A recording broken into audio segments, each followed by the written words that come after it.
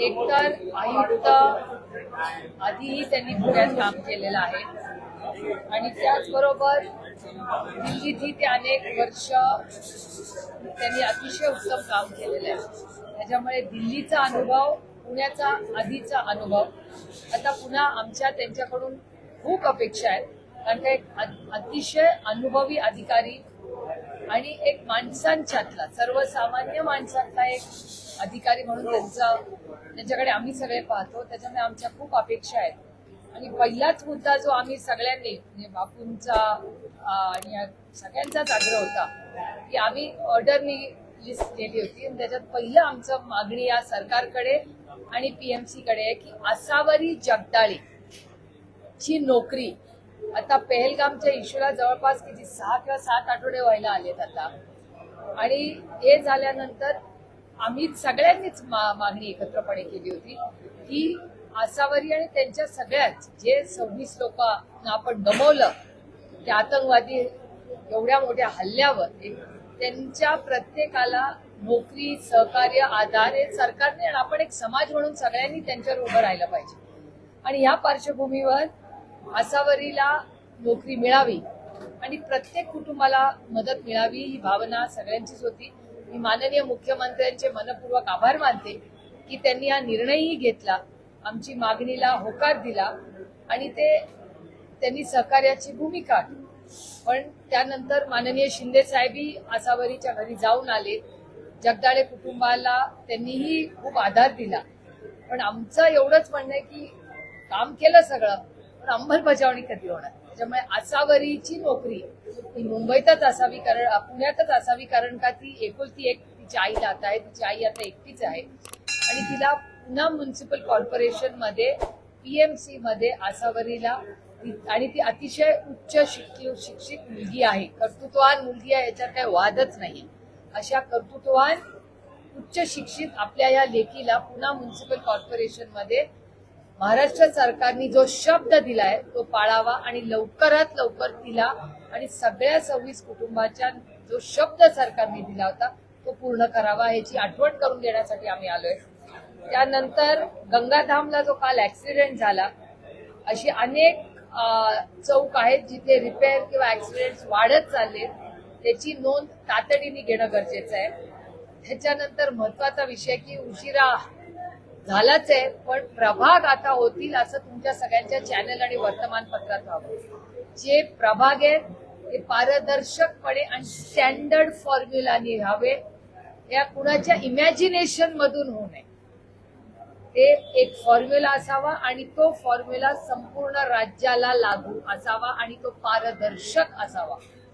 त्यानंतर आता अर्थातच पाऊस वाढणारच आहे, त्यामुळे पाण्याची परिस्थिती आणि जे वाडे धोकादायक आहेत अशा अनेक बिल्डिंग आणि वाडे पुणे असेल, मुंबई असेल अशा शहरांमध्ये फ्लॅग केले जातात. त्याचा काय ते खाली केले आहेत लोकांच्या सुरक्षितेसाठी काय करतंय सरकार, आणखीन काय ऍक्सिडेंट व्हायची कृपा करून वाट बघू नका. त्यानंतर काल होमी बाबा हॉस्पिटलमध्ये जे मटर्निटी होम आहे त्याच्यात काल मी गेले होते. बिल्डिंग तयार आहे पण इम्प्लिमेंटेशन नाही, याच्यात जातीने सरकारने लक्ष घालणं गरजेचं आहे. त्यानंतर खडकवासल्यामध्ये डॅम मध्ये त्यामध्ये वाढणारं प्रदूषण, ह्याची दरवेळीच आम्ही आलो की ह्याच्यावर आम्ही मागणी करतो की ह्याच्यात लक्ष घाला. आणि हे इथे नाही, इरिगेशन डिपार्टमेंटलाही सांगितलेलं आहे, महाराष्ट्र सरकारला सांगितलंय, पीएमसी, MMRDA सगळ्यांची अनेक वेळा आमचा पाठपुरावा सारखा चालतोय.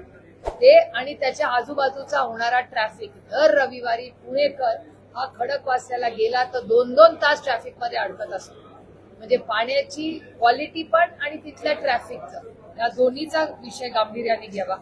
त्यानंतर 32 गावाचा टॅक्स हा एक गमतीशीर विषय आहे, कारण लोकसभा आली तेव्हा टॅक्स माफ झाला, मग विधानसभा आली तेव्हा पण टॅक्स माफ झाला, आता परत तो टॅक्स इम्प्लिमेंट होणार असं सरकारकडून ऐकायला मिळतंय, वर्तमानपत्रात वाचायला मिळतंय. म्हणजे मग इलेक्शन आलं तर एक न्याय आणि इलेक्शन संपलं, हे लोक जिंकले की दुसरा न्याय. असं नाही चालत. हा देश कोणाच्या मनमानीने आणि इलेक्शनच्या मूडनी चालत नाही. हा देश संविधानाने चालतो, नियम कायद्याने चालतो. त्याच्यामुळे 32 गावांचा हा टॅक्सचा विषय हा आता कुठलीही सुविधा त्यांना दिलेली नाही, त्याच्यामुळे कसला टॅक्स हे सरकार घेते.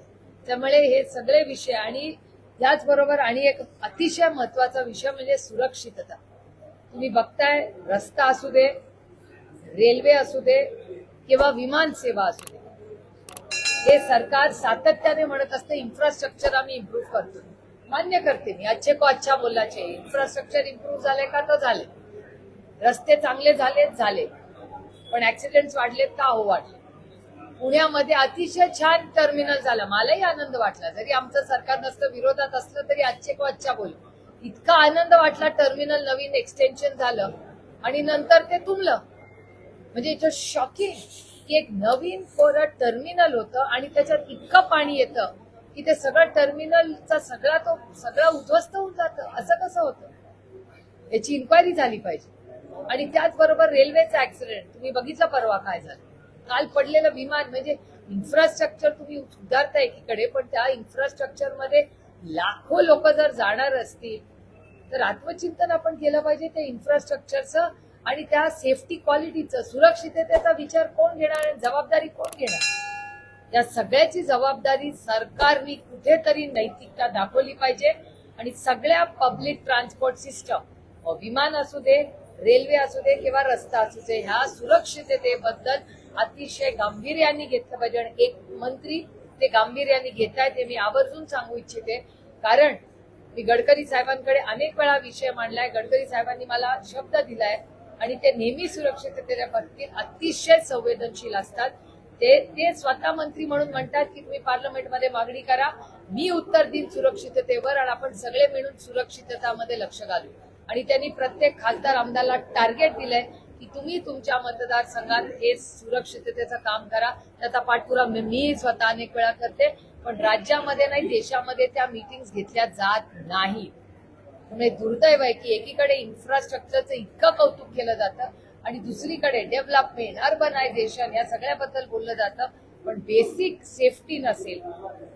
मग पाण्यामध्ये असेल किंवा आज जे ऍक्सिडेंट्स होत आहेत त्याच्यातली वाढ असेल, पोल्युशन असेल, या सगळ्या गोष्टी आता परत म्हणे कोविड वाढत चाललंय, याचा आढावा कोण घेते का नाही या राज्यामध्ये? अतिशय गंभीर आव्हानं या राज्याच्या समोर आणि देशासमोर आज आहे. कालची दुर्घटना घडली, त्या दुर्घटनेमध्ये ड्रीम लाईनरबद्दल उपस्थित केले आहे. अनेक वर्षांपासून हा प्रश्न आहे की ड्रीम लाईनर संदर्भात जी चाचणी आहे की नाही, त्या संदर्भात तुम्ही काही स्पेशल मागणी करताय का? मला असं वाटतं की आजच त्याचा ब्लॅक बॉक्स मिळालेला आहे. हे तुमच्या सगळ्यांच्या चॅनलवर मी सकाळी पाहिलं. मला वाटतं त्या रिपोर्टची वाट बघावी म्हणून मी पण कालपासून शांतते, मी काहीच त्याच्यावर एवढ्यासाठीच बोलले नाही, फक्त श्रद्धांजली अर्पण केली. कारण का रिपोर्टची वाट आपण बघणं गरजेचं आहे. रिपोर्ट आल्यानंतर आणि या पार्लमेंट सेशन मध्ये जसं पेहलगामवर डिस्कशन होईल तसं या रेल्वेची दुर्घटना आणि ह्या ड्रीम लाईनरची दुर्घटना, सिव्हिल एव्हिएशनवर आम्ही डिटेल चर्चा आम्ही मागणार. मात्र संजय राऊत असं म्हणाले की सरकारला दुर्घटना टाळता येईल. मला हे असंच वाटतं, आता तर सेफ्टी या सरकारचं प्रायोरिटीच नाहीये ना, सुरक्षितता यांचं प्राधान्यच नाही. आता पुण्यामध्ये एवढा मोठं टर्मिनल झालं, मी स्वतः त्याचं कौतुक करते, पण जर पहिल्या वेळी थोडासा पाऊस पडला आणि तिथे पूर्ण पूर आल्यासारखं झालं होतं, असं कसं होतं मला सांगा? याचा अर्थ यांनी वॉटर क्लॉगिंगचं काही प्लॅनिंगच केलं नाही यांनी. किंवा जे नाले करोडो रुपये, किती तुमच्या पुण्यामध्ये माहिती नाही, किती करोड रुपये खर्च केले नाले सफाईवर. मग नाले सफाईचे पैसे गेले कुठे? 450 कोटी रुपये.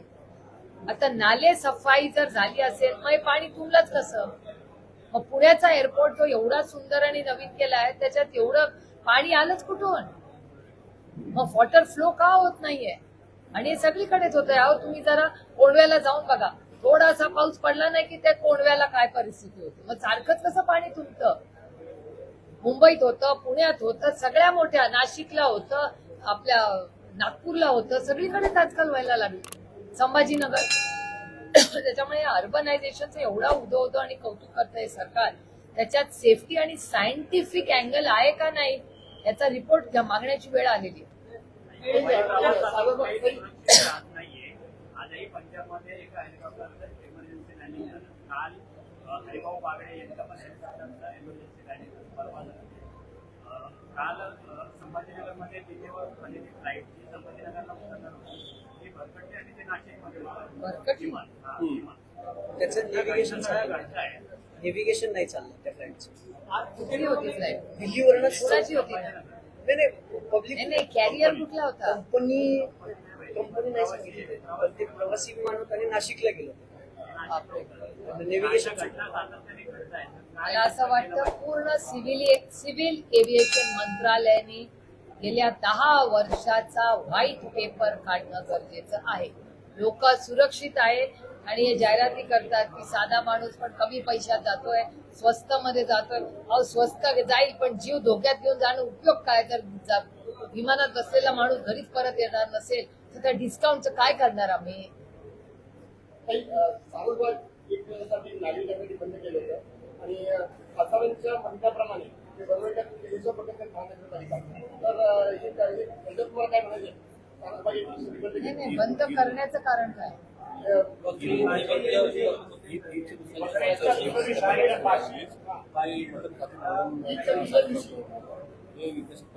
पण बागेचा आणि नाही पण बागेचा आणि त्योहारांचा संबंध काय?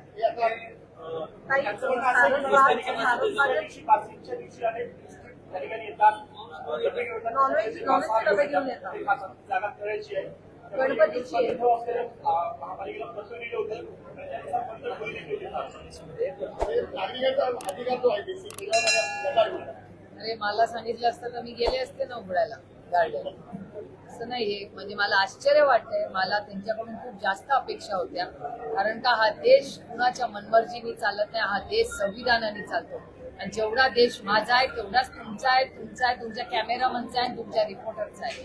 हा हे दुर्दैव हे झालं असेल तर आणि मी पुढच्या वर्षी खबरदारी घेईन. गेल्या काही वर्षांपासून ट्रेंड असा दिसतोय कमी वेळात जास्त पाऊस पडण्याचा. मागच्या वर्षी पण आपण सेम बघितलं. पालिकेकडून रस्त्यांच्या बाबतचा ट्रेंड भूमिका दिसली जाते. बापूंच्या अगदी मतदारसंघात पण अनेक रस्ते खड्डे पडलेले होते. तात्पुरती डागडुजी होते मात्र पाऊस आला की परत सगळं डांबर आपण काही म्हणतात त्याची पूर्ण म्हणजे पाण्याची चर्चा झाली. म्हणजे नाले सफाईचा काय यांनी आढावा घेतलाय का? रस्त्यात सारखे खड्डे कसे पडतात ह्या तीनच्या म्हणजे प्री मान्सून ज्या ज्या गोष्टी करायला पाहिजेत त्या केल्या आहेत का नाही एक शहर म्हणून याची चर्चा झाली. आणि आता पालखी पण येणार आहे म्हणजे पालखी तयारीसाठी काय काय त्यांनी केलेलं आहे या सगळ्याची चर्चा आजच्या मीटिंगमध्ये झाली.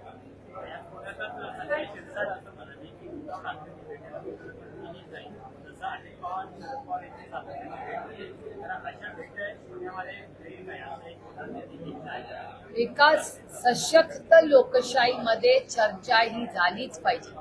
आपला तो वैचारिक विरोधक आहे, तो शत्रू नाही, हेच तर आम्ही बोलत आलो. आणि माझं वैयक्तिक म्हणणं आहे की अहो ही महाराष्ट्राची संस्कृती आहे. वैचारिक मतभेद हे असलेच पाहिजेत कारण काही लोकशाही आहे पण म्हणून तो शत्रू होत नाही आपला. आणि हेच तर कैलासवासी यशवंतराव चव्हाणांचे संस्कार आहेत आमच्या सगळ्यांवर. आणि मी तर सगळ्याच पक्षाच्या सगळ्याच लोकांची बोलते आणि डायलॉग बंद करणं ह्याला लोकशाही म्हणतच नाही ना. लोकशाही म्हणजे डायलॉग ठेवणे.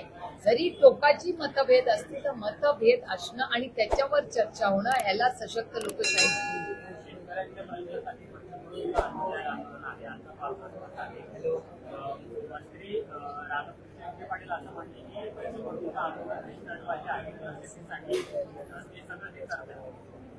कोण काय बोललंय हे मला माहिती नाही, मी ऐकलेलं नाही त्याच्यामुळे मी त्याच्यावर काही बोलू शकत नाही. पण एवढं नक्की सांगू शकते की बच्चू भाऊंची माझंही रोज बोलणं चालू आहे. काल रोहित आणि आमचे सगळेच अमर काळे हे सगळे अंमलदादा सगळे जाऊन आले काल. त्यानंतर आदरणीय पवार साहेबही त्यांच्या कॉन्टॅक्टमध्ये आहेत आणि आम्ही सातत्यानं त्यांना विनंती करतोय की तब्येतीची काळजी घ्या. पण आज ते ज्याच्यासाठी बसले तो विषय महत्वाचा आहे का तर 100% आहे. या देशाचा या राज्याचा शेतकरी अडचणीत आहे का? हो आहे. या शेतकऱ्याला कर्जमाफी सरसकट करू हा शब्द या सरकारने दिला होता. त्याला हमी भाव मिळत नाही, त्याला वेळेवर कर्ज मिळत नाहीये. कर्ज तो अडचणीत आला तर तुम्ही बघितलं बारामती जाऊन इंदापूरमध्ये एवढा पाऊस झाला, पंचनामे झाले. तेवढं हे बघा आजचे पाचशे बोलण्याचे पंचनामे झाले पण पंचनाम्यानंतर पैसे आले का अकाउंटला तर अजून नाही आले.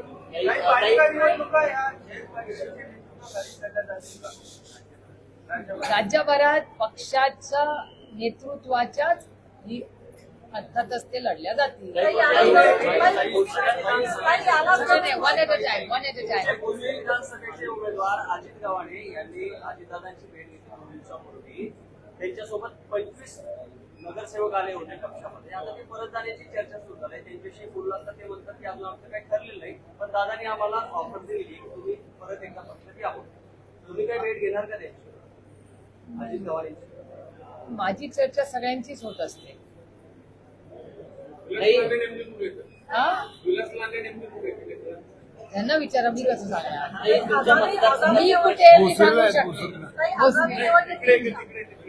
हे चांगलं उत्तर दिलं बघा.